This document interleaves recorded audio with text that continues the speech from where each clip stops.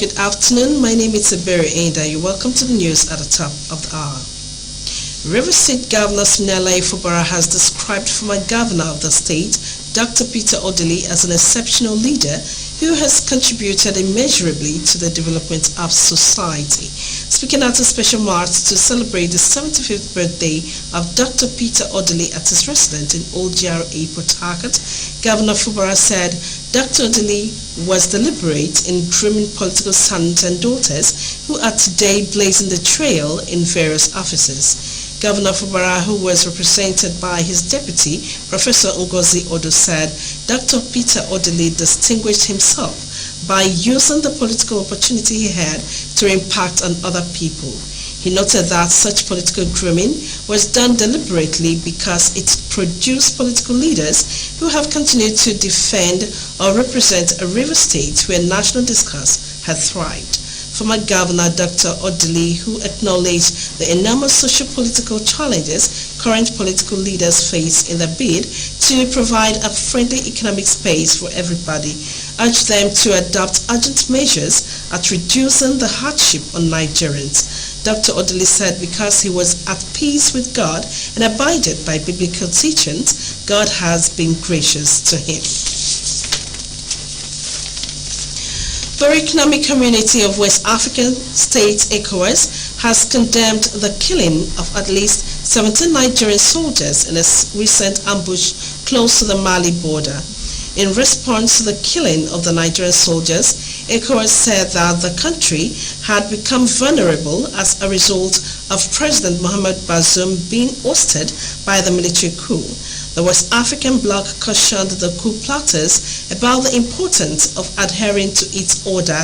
ECOWAS condemns these attacks and conveys its deepest condolences to the people of Niger and the families of the soldiers who have lost their lives.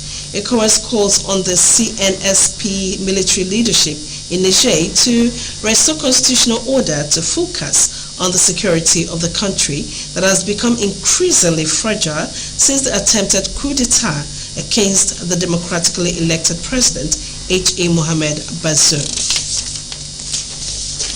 The now Tertiary Education Trust Fund (TET Fund) has said the recent monetary policy of the Central Bank of Nigeria (CBN) has created difficulties in the payment of tuitions and stipends to students it placed on foreign scholarships. The Executive Secretary of TET Fund, Sonny Echono, disclosed this at a one-day stakeholders engagement on emerging issues with the TET Fund intervention in Abuja.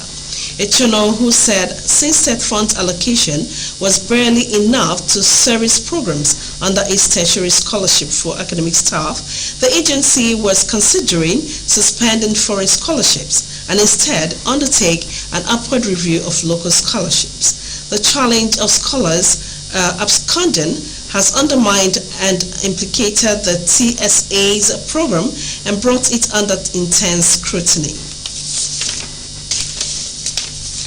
Also, the Federal Road Safety Corps has advised motorists to replace worn-out tires and wipers in order to prevent avoidable auto crashes during the rainy season.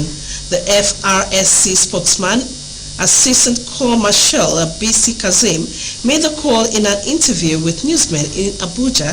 Kazim also advised that drivers should always ensure their vehicles are in good working condition before embarking on a journey. Motorists are advised to ensure that before embarking on a journey during the rainy season, they should ascertain that the windows and windshields are clean, stressing that the windshield wiper and blades should also be checked for proper functioning.